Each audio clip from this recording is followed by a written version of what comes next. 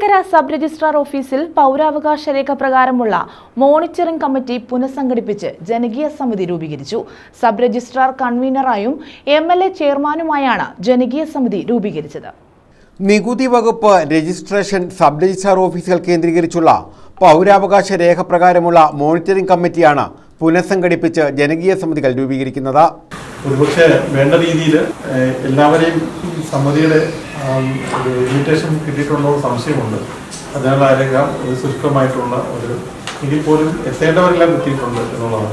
സമിതിയിൽ അംഗങ്ങളാവേണ്ടത് പ്രധാനമായിട്ടും നേരത്തെ സൂചിപ്പിച്ച കണക്ക് തന്നെ ജനപ്രതിനിധികൾ, അതുകൂടാതെ പൊതുപ്രവർത്തകർ, പ്രത്യേകിച്ചും സംസ്ഥാന നിയമസഭയിൽ പ്രാതിനിധ്യമുള്ള രാഷ്ട്രീയ പാർട്ടികളുടെ പ്രതിനിധികൾ, അവരെ എല്ലാവരും ഉൾക്കൊള്ളണമെന്നുള്ളതാണ്.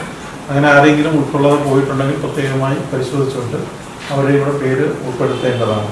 രണ്ടാമതായി നേരത്തെ പറഞ്ഞ സഹകരണ ബാങ്കിലെ പ്രസിഡന്റ്, മറ്റ് മേഖലയുമായിട്ട് ബന്ധപ്പെട്ട് നിൽക്കുന്ന രജിസ്ട്രേഷൻ വകുപ്പുമായിട്ട് ബന്ധപ്പെട്ട് നിൽക്കുന്ന ആധാര അസോസിയേഷൻ്റെ അടക്കമുള്ള പ്രതിനിധികൾ എല്ലാവരെയും ഉൾപ്പെടുത്തിയത്. ഇതിന്റെ ഭാഗമായി രജിസ്ട്രേഷൻ ഇൻസ്പെക്ടർ ജനറലിന് സർക്കാർ അനുമതി നൽകിയിരുന്നു. ഇതിന്റെ അടിസ്ഥാനത്തിൽ തേവലക്കരയിലെ സബ് രജിസ്ട്രാർ ഓഫീസിൽ ജനകീയ സമിതി രൂപീകരിച്ചു. സബ് രജിസ്ട്രാർ കൺവീനറായും MLA ചെയർമാനായും സബ് രജിസ്ട്രാർ ഓഫീസ് പരിധിയിലെ നഗരസഭാ ചെയർമാൻ, ഗ്രാമപഞ്ചായത്ത് പ്രസിഡന്റ്, നിയമസഭയിൽ അംഗത്വമുള്ള രാഷ്ട്രീയ പാർട്ടി പ്രതിനിധികൾ, സബ് രജിസ്ട്രാർ ഓഫീസ് സ്ഥിതി ചെയ്യുന്ന സ്ഥലത്തെ ജില്ലാ പഞ്ചായത്ത് അംഗം, ബ്ലോക്ക് പഞ്ചായത്ത് അംഗം, ഗ്രാമപഞ്ചായത്ത് അംഗം, സബ് രജിസ്ട്രാർ ഓഫീസ് സ്ഥിതി ചെയ്യുന്ന സ്ഥലത്തെ സർവീസ് സഹകരണ ബാങ്ക് പ്രസിഡന്റ്, ആധാരമെഴുത്തുകാരുടെ ഒരു പ്രതിനിധി, സർക്കാർ നോമിനേറ്റ് ചെയ്യുന്ന SC/ST പ്രതിനിധി, ഒരു വനിതാ പ്രതിനിധി എന്നിവരെയാണ് ജനകീയ സമിതിയിൽ ഉൾപ്പെടുത്തിയിട്ടുള്ളത്. MLAയുടെ അഭാവത്തിൽ യോഗത്തിൽ അധ്യക്ഷത വഹിക്കേണ്ടത് നഗരസഭാ ചെയർമാനോ ഗ്രാമപഞ്ചായത്ത് പ്രസിഡന്റോ ആയിരിക്കണം.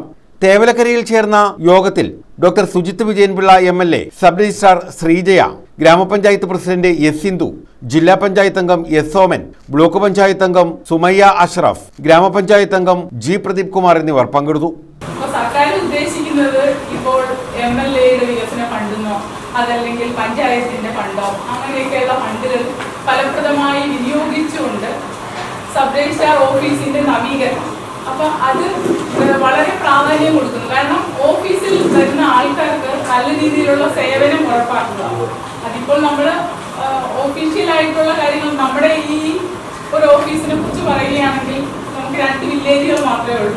വളരെ ചെറിയൊരു ഓഫീസാണ്. അപ്പൊ അത്യാവശ്യ കാര്യങ്ങളൊക്കെ ആൾക്കാർക്ക് ബുദ്ധിമുട്ടില്ലാതെ ഈ പൗരാവകാശ രേഖയും സേവനാവകാശ നിയമവും ഒക്കെ അനുശാസിക്കുന്ന രീതിയിൽ നമ്മൾ പരാതിക്കിടയില്ലാത്ത രീതിയിൽ കാര്യങ്ങൾ ചെയ്തു കൊണ്ടുപോകുന്നുണ്ട്.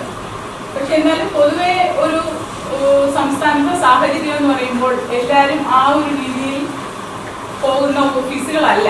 അപ്പൊ നമുക്ക് തന്നെ ഇവിടെ അത്യാവശ്യം സൗകര്യങ്ങൾ ഉണ്ടെന്ന് പറഞ്ഞാൽ പോലും നമ്മുടെ ഈ മതില്, നമുക്ക് ഈ ചുറ്റും നല്ല രീതിയിലുള്ളൊരു മതിലില്ല, എല്ലാം പൊടിഞ്ഞ് അങ്ങനെയൊക്കെ കിടക്കുന്ന ഒരു അവസ്ഥയാണ്.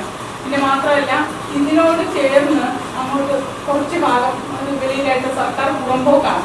അപ്പൊ അതിന് അപ്പുറത്തുള്ള ആളുകൾ അവിടെ മതിൽ കെട്ടി മറച്ചു കഴിഞ്ഞാൽ പിന്നെ നമുക്ക് ഇങ്ങോട്ട് വരുന്ന ഒരു വാഹനം ഇടാനോ അങ്ങനെ ഇങ്ങനെയൊക്കെയുള്ള അവസ്ഥകൾ വളരെ ബുദ്ധിമുട്ടായിരിക്കും. അപ്പം അത് ഞാനൊന്ന് പറഞ്ഞെന്നുള്ളതേ ഉള്ളൂ ഈ ഇതിൽ.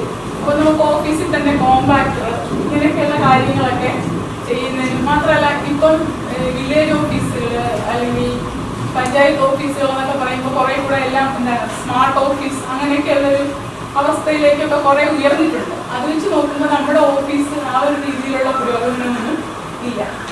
News bureau, Chavara.